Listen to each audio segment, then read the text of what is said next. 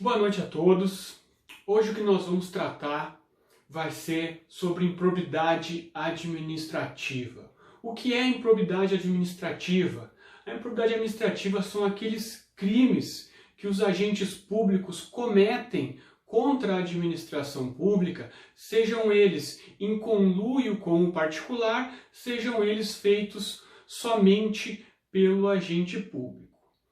A previsão constitucional da improbidade administrativa, ela advém direto do artigo 37, parágrafo 4º da Constituição Federal. E ela possui uma lei já bastante consolidada, lá de 1992, que regulamenta esta ação por improbidade administrativa. Então vejam aqui, a base legal vai estar no artigo 37 e na lei 8.429 de 1992, certo?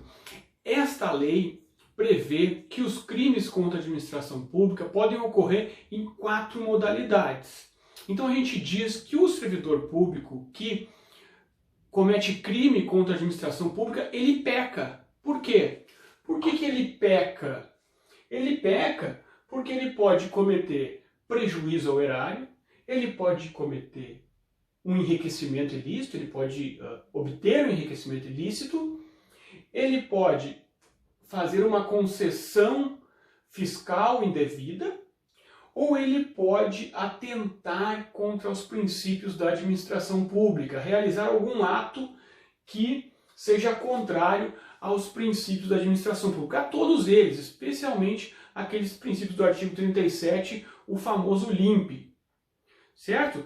Vamos analisar rapidamente cada um deles de uma forma exemplificativa. Primeiro, vamos iniciar com o enriquecimento ilícito, vamos pular a ordem aqui. O que é um ato que gera um enriquecimento ilícito de um servidor público? É aquele caso onde o servidor público recebe suborno, recebe uma graninha para fazer ou deixar de fazer algo. Aquele policial da fronteira que recebe uma grana para fazer vista grossa para os produtos que passam para dentro do Brasil, ou então aquele servidor público que recebe um presentinho, alguma coisa para facilitar algum serviço, aliviar uma fiscalização. Então, toda vez que o servidor público ele receber alguma coisa, ele aumentar o seu patrimônio em decorrência de uma vantagem obtida para fazer ou não fazer algo ilícito em relação à administração pública, ele comete um ato de enriquecimento ilícito.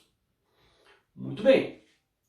Em casos que este mesmo servidor realize um ato, mas que não lhe dê um benefício pecuniário evidente, que não acresça valores ao seu patrimônio, mas ele permita que outras pessoas, por ação ou omissão, causem prejuízo aos bens ou valores da administração pública. Vamos criar um exemplo aqui que vai esclarecer bem direitinho essas duas situações. Digamos que eu sou um policial e eu sou encarregado de cuidar da sede da delegacia de polícia. Nessa delegacia de polícia existe uma série de armas guardadas. Muito bem. Vem um particular, privado, uma pessoa, um bandido, né? E ele propõe o seguinte para mim, que sou policial, sou servidor público. Olha, eu vou lhe pagar 15 mil reais se você esquecer a porta da delegacia aberta para que de madrugada a gente entre e roube as armas da delegacia. Então esse policial recebe um valor e permite, ou então até ajuda, né, no furto destas armas. O que aconteceu no caso concreto? Ele recebeu um dinheiro e assim cometeu um ato de enriquecimento ilícito. Mas também ele cometeu um ato que ocasionou prejuízo ao erário, porque o roubo em si causou um prejuízo ao erário. Mas digamos que ele não tenha participado. Então, ele recebe o dinheiro, responde por enriquecimento ilícito. Agora, digamos que ele não tenha recebido o dinheiro. Ele, por um descuido, deixou a porta aberta. E as armas são roubadas. Ou então não foi por descuido, foi porque o bandido era amigo dele e pediu uma ajudinha para fechar um olho para que ele entrasse na delegacia. Então ele não recebeu nada, ele não teve aumento patrimonial, então ele não incorreu em enriquecimento ilícito. Mas pelo fato daquele ladrão ter entrado na delegacia por ação ou então omissão desse servidor público, houve um prejuízo ao erário que foi a subtração daquelas armas daquela delegacia. Então houve um caso de prejuízo ao erário. Tá? Então, prejuízo ao erário quando há uma diminuição do patrimônio do poder público. Enriquecimento ilícito quando há um aumento do patrimônio do servidor público. Muito bem. Vamos adiante. Concessão de benefício fiscal. A concessão de benefício fiscal, ela foi um caso muito específico, incluído na legislação em 2016, por conta de uma guerra fiscal que acontecia entre os municípios. Vou explicar melhor. Este benefício fiscal indevido que a Lei de Improbidade Administrativa impede é o benefício fiscal relacionado com o ISS, que é o Imposto sobre Serviços. O que acontecia? O Imposto sobre Serviços ele tem uma alíquota mínima de 2%. Os municípios não podem dar uma alíquota, não podem conceder uma alíquota mais benéfica às empresas do seu município abaixo de 2%. Os prefeitos não respeitavam esta regra. Por quê? Existe uma situação relativa aos bancos especificamente, que fazia com que todo o imposto sobre serviços, esse ISS, ele fosse recolhido, o seu fato gerador fosse incidente na sede do banco e não aonde acontecia a prestação do serviço. Pense no seguinte, cartão de crédito. Cartão de crédito é prestação de serviços. Muito bem. Se é prestação de serviço, incide o imposto sobre serviço. Perfeitamente. Só que o Poder Judiciário decidiu que o fato gerador não ocorre aonde acontece a prestação de serviço, neste caso específico, e sim no local da sede do banco. Então vocês imaginem o quanto de ISS que vai receber aquele município onde esteja localizada a sede do Itaú, a sede de um grande banco. Então os municípios brigavam entre si para ter a sede desse banco, porque todas as relações com o cartão de crédito, toda a prestação de serviço de uso de cartão de crédito incidia o imposto que vinha para aquele município. Eu fazia uma compra em Porto Alegre, o meu imposto ia lá para um município do interior de São Paulo, onde era a sede de determinado banco. Então os municípios, para conseguir atrair esses bancos, eles baixavam o valor de ISS para menos de 2%. Para acabar com essa guerra fiscal, foi consignado na Lei de Improbidade, em 2016, que o fato de dar um benefício fiscal de ISS abaixo dos 2% configura improbidade administrativa. É só para esse caso específico do ISS. Não é para qualquer tipo de benefício fiscal. É para este caso específico. Perfeito? Muito bem. Vamos para o último caso. Um último caso bem mais abstrato, bem mais amplo, que pode abarcar praticamente todas as condutas anteriores. Todas as condutas, vocês vão perceber que o servidor público que comete crime contra a administração pública, ele pode ao mesmo tempo cometer prejuízo ao erário, enriquecimento ilícito e especialmente atentar contra os princípios. Porque vocês vão me dizer o seguinte, o cara que deixa aberta a porta da delegacia sendo servidor público para o bandido entrar e roubar as armas, ele não atuou de uma maneira imoral, improba, né? Porque a improbidade ela tem relação com uma coisa que não é proba, uma coisa que não é honesta. Então ele vai implicar também na violação de algum princípio constitucional. Então o cara que comete um crime de enriquecimento ilícito, ele atentou contra a moralidade também. Então esses tipos de improbidade eles vão ser relacionados, eles podem incorrer em mais de uma situação. Muito bem. Então, ato contra os princípios. Aquele servidor público que bota um processo administrativo embaixo da cadeira para que esse processo não ande. Aquele próprio servidor público que fecha um olho para não enxergar o contrabando dos caminhos passando pela fronteira. Aquele servidor público que fecha o olho na fiscalização de uma obra pública. Todos esses atos que influenciam princípios, deixar de publicar um edital, de dar publicidade a atos administrativos que necessitam publicidade, afetando o princípio da publicidade. Ou então, dar preferência ao processo de um amigo em detrimento a outra pessoa, ferindo o princípio da impessoalidade. Todas essas situações vão acarretar responsabilização por improbidade administrativa. Compreendidos os 4 tipos de improbidade, nós vamos verificar quem é que pode ser responsabilizado, quem é que pode ser vítima e quem é que pode ser autor de um ato de improbidade. Tá? E eu não estou falando de crime de improbidade, tá? Porque os crimes contra a administração pública, o peculato, dentre outros, estão previstos lá no Código Penal. A improbidade administrativa é uma ação civil.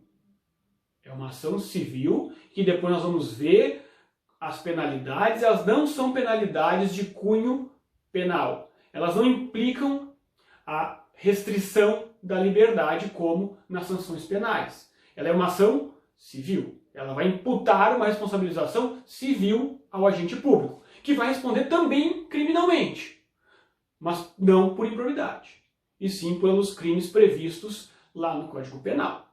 Perfeito? Então aqui, quem é que pode ser o sujeito passivo e o sujeito ativo? O sujeito passivo vai ser a vítima. O sujeito ativo vai ser aquele que comete o crime. O sujeito passivo vai ser a administração pública, mas percebida de uma maneira bastante ampla. Ou seja, administração pública direta, administração pública indireta, tanto de estados, de municípios, Distrito Federal, municípios, estados, Distrito Federal, a União, e se eventualmente for criado algum no território também se aplicam aos crimes cometidos contra aquele território. Muito bem. Além disso, tomem cuidado, porque algumas empresas e entidades, por exemplo, do terceiro setor, que tenham mais de 50% do seu patrimônio cedido ou integralizado pela própria administração pública, ou que recebam recursos regulares da administração pública, mesmo não sendo parte da administração pública direta ou indireta, por conta do recebimento desses recursos, eles também podem ser vítima de improbidade administrativa. Se alguém, o servidor público, lesar essas entidades, também vai responder por improbidade. Ativo. Sujeito ativo vai ser o criminoso, vai ser aquele que comete o crime. Quem é que pode ser sujeito ativo? Agente público, qualquer tipo de agente público. E particulares. No caso do roubo das armas na delegacia, vai responder por improbidade tanto o agente público que deixou a porta aberta ou que ajudou no furto, como também o particular que roubou. Ele vai responder em conjunto com o servidor público. Mas tomem muito cuidado. Regra geral, sujeito ativo, agente público e particulares.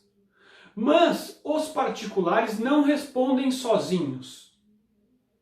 Não por improbidade. Se no caso da delegacia, o agente público não tivesse participação nenhuma, não tivesse recebido dinheiro, não tivesse esquecido a porta aberta, não tivesse deixado aberta a porta propositadamente e simplesmente ele estava cuidando da delegacia, o ladrão entrou sorrateiramente, furtou as armas e fugiu sem que o policial pudesse fazer nada para impedir. Então, o policial não teve culpa nenhuma. Esse particular não responde por improbidade. Ele vai responder por furto lá na esfera penal. Mas por improbidade, na esfera civil, ele não responde. Ele só responderia se estivesse em conluio com o agente público. Cuidado, muito cuidado com isso. Não que esse ladrão não vai responder penalmente também, como eu disse. O próprio servidor público vai responder civil e penalmente. Lembre-se da teoria da tríplice responsabilização dos agentes públicos: penal, administrativa e civilmente. Muito bem.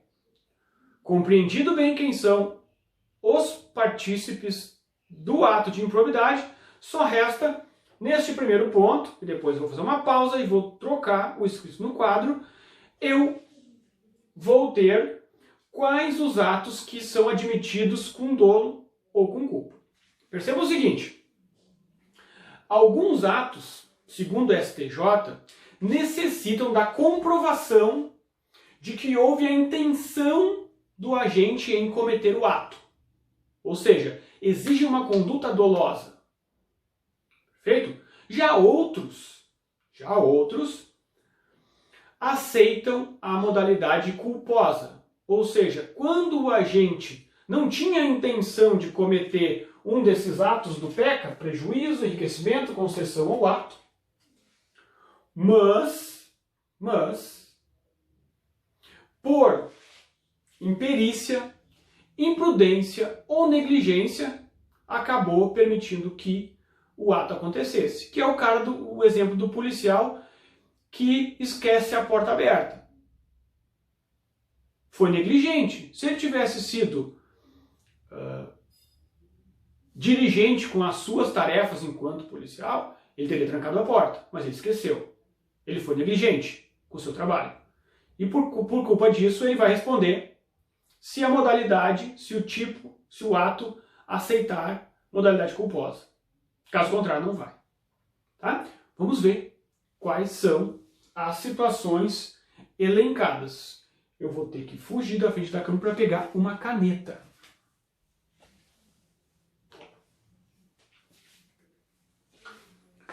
Muito bem, vamos lá. Tem um macetezinho aqui. O primeiro macete aqui para lembrar dos atos é o PECA. Quem comete crime com a administração pública peca. Tá? O segundo, ele é um pouquinho assim politicamente incorreto. Tá? Mas olha só, para vocês lembrarem, normalmente quem toma prejuízo é quem se dá mal, né? Quem se dá mal. Então o pessoal assim no popular, assim, ó, quem toma preju, toma no... E aí eu não vou dizer a palavra, vocês pensem. Então quem toma no que vocês estão pensando, ele responde também por culpa. Tá? Então quem toma o preju, responde por culpa. As demais só respondem quando a conduta for dolosa. Se há intenção de cometer o ato, sempre responde, é óbvio. Agora, quando a pessoa deixou que o ato acontecesse por uma omissão negligente, como no exemplo que a gente deu, ele vai responder se comprovada a culpa. Imagina, daqui a pouco no processo o servidor vai dizer, olha, eu não tranquei a porta porque estava estragada a fechadura e não era da minha alçada consertar a fechadura. Então eu tentei fechar, mas não consegui. Eu demonstro que eu não fui negligente. Então eu vou afastar a culpa e não vou responder por ato administrativo. Agora, se eu fui negligente, imperito ou imprudente, eu vou responder, mesmo que eu não tive a intenção de causar aquela situação. Tá? Então quem toma o preju responde por culpa também. Certo? Muito bem. Entendido até aqui, nós vamos para a segunda parte para falar das penalidades que vão incorrer ao agente público e ao particular e também quais serão os procedimentos para essa responsabilização. Até mais.